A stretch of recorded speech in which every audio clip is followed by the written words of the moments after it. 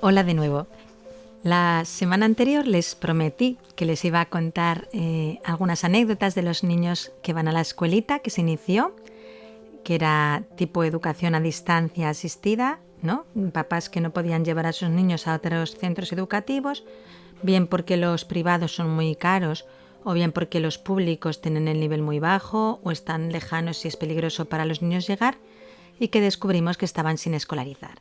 Entonces comenzamos esta educación a distancia asistida que sí es tipo homeschool, y que si se envían sus calificaciones a través de otro centro educativo que legaliza todos nuestros documentos, los niños reciben las clases pues como en cualquier otra escuela, ¿no? Van a sus aulas y reciben sus lecciones, pero lo bueno es que contamos con una libertad plena a nivel de tanto de las materias como del modo de educar a estos niños. Aparte de que los padres, bueno, pues también se fían completamente de nosotros y nos permiten mucha libertad en el modo de educar. Entonces, bueno, les cuento algunas anécdotas de los niños, que vemos el fruto que ha habido en ellos. Este es un poco triste, pero bueno, gracias a Dios el Señor ha ido actuando en ellos. Había dos hermanitos que llegaron, los papás son padres que no tienen mucha formación, no tienen ninguna formación a todos los niveles, no solo pues de manera académica, sino tampoco humanamente, en valores más simples, ni religiosamente, por supuesto, tampoco. Entonces, bueno, pues los padres tenían a los niños medio abandonados, los habíamos descubierto en la misión, tuvimos que insistirles para que nos dejasen inscribirles en la escuela. Prácticamente ellos no hicieron nada, pero bueno, nos dejaron hacer, así que pues los dos niños les pudimos inscribir. Al principio fue toda una batalla simplemente para el hecho de que los trajeran limpios, que los trajeran peinados, que intentaran que desayunaran antes de venir a clase, porque si no estaban pues medio dormidos y no rendían. Entonces primero fue toda una lucha a los niveles más básicos, ¿no? Humanos, de alimentación, de limpieza. No podíamos pedirles que ellos les ayudasen a la hora de luego tener que hacer las tareas o de preguntarles las lecciones, porque ellos tampoco saben. Y empezó más bien un trabajo, pues eso, a un nivel muy, muy sencillo. Intentar también evitar el tema del maltrato, porque los niños llegaban con una agresividad muy grande, entonces a cualquier dificultad con otro niño, cualquier roce, ellos actuaban con muchísima violencia, porque era lo que tenían en sus casas. La mamá, al no saber cómo tratar a sus hijos, como no saber cómo educarles, cómo razonar, fíjense hasta qué punto a veces es difícil el hecho de que ni siquiera pues ella consigue cómo razonar, no puede explicar a su hijo cómo quiere que se comporte. Entonces su única manera de decirle que algo está mal pues era con el palo. Entonces, bueno, allí no es que te dan un azote en el trasero como a lo mejor pueda ser aquí, sino que era pues realmente un ejercicio de la violencia, era pues con un látigo, con un palo, con un alambre. Entonces, pues muchas veces los niños llegaban sufriendo todo eso y claro, toda esa violencia que ellos contenían dentro, pues se expresaba después en el aula. Así que había ocasiones curiosas en las que no estaba pasando nada y de repente el niño más pequeño, que tenía 5 años en ese momento, pues se ponía a gritar, pero en el aula, sin saber ni por qué. Empezaba a gritar y a gritar y a gritar. Hubo una medida que tomó la profesora que cuando me lo contó yo dije, pero hombre, eso no es muy normal hacerlo. Pero era lo que ella había sentido que debía hacer, que se lo inspiró el Señor, y por el fruto pues vimos que fue del Señor. Ella, al ver a este niño que gritaba, pues intentaba decirle, mira, guarda silencio, intentaba preguntarle qué le pasaba, calmarle, pero no había manera. Entonces, un día que el niño empezó a gritar, así como loco en el aula, la profesora le dijo, mira, ¿qué te pasa? ¿Necesitas como desahogarte? Venga, entonces tú cuando te pase eso, me avisas y vamos a salir todos y vamos todos a gritar contigo. Entonces, bueno, el niño en un momento determinado llamó a la profesora, le dijo ahora, entonces salieron todos y todos se pusieron a gritar y entraron de nuevo en el aula y este niño suavecito, o sea, tranquilo, como si nada. Entonces, bueno, pues es una reacción muy curiosa por parte de la profesora, pero a mí sí me pareció pues que fue dócil, algo que el Señor le inspiró, porque en este niño tuvo el efecto, se sintió de alguna forma acompañado en eso que él estaba experimentando dentro, lo pudo desahogar fuera y desde entonces cada vez era menos frecuente el que pedía salir a gritar y ahora ya no sale a gritar.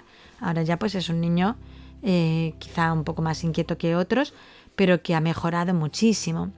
El otro hermanito que veíamos que tenía muchísima dificultad para poderse concentrar, tenía como un bloqueo a la hora de aprender y a la hora de recibir lo que fuese, pues fuimos descubriendo que había sido abusado por el abuelito y que era eso lo que le tenía como bloqueado también a nivel escolar. Una vez que empezamos a tratar eso con una psicóloga que es amiga y colabora, y una vez que se empezó a tratar también pues a nivel espiritual, de ir ayudándola a descubrir el amor de Dios y que ese amor de Dios podía de alguna forma ayudarle no a olvidar, porque eso no se olvida, pero sí a asumir ese sufrimiento que había vivido, pues hubo un cambio en este niño y rompió ese bloqueo que tenía y empezó a mejorar mucho. Pues claro, fue triste descubrir todo lo que sufría, tuvimos que hablar con los papás, contarles la situación, pero bueno, pues sí que se ha visto cómo el Señor ha intervenido y estos niños están mejorando mucho. Luego tenemos un caso, hay muchos niños, muchos de ellos no son católicos, son evangélicos, y había una niña que tenía un amor muy grande a la Virgen. Sus papás eran evangélicos, les metieron... Todos saben que no se les fuerza a hacerse católicos, pero saben que se da una educación católica y que en esa escuela se reza, se les habla de Dios, se quiere muchísimo a la Virgen, se reza el rosario muchas veces, se celebran todas las fiestas de la Virgen, tenemos cada aula encomendada a un santo. Entonces ellos saben que si no tienen la obligación de hacerse católicos, sí que tienen que respetar y participar de aquello que se hace en esa escuela, ¿no? Entonces esta niña había comenzado a conocer al Señor, tiene también 5 años, a conocer al Señor, a conocer a la Virgen, y es que estaba entusiasmada con la vida espiritual, estaba entusiasmada. Era gracioso porque siempre que iba a la escuela iba con un manojo de hierbas porque según ella llevaba flores a la Virgen. O sea, la zona en la que viven es feísima, sucia, es una zona... yo creo que es difícil encontrar algo de belleza en el entorno. Entonces, si encontraba un matojo de hierbas malas, pero como eran verdes, la niña lo arrancaba y lo llevaba a la escuelita porque le llevaba flores a la Virgen. Estaba enamorada de la Virgen. Y cuando escuchó hablar del bautismo, pues empeñada en que quería bautizarse. Fue hablando de eso a su casa. Al principio hubo una reacción en contra por parte de los padres. Se plantearon sacarla de la escuela.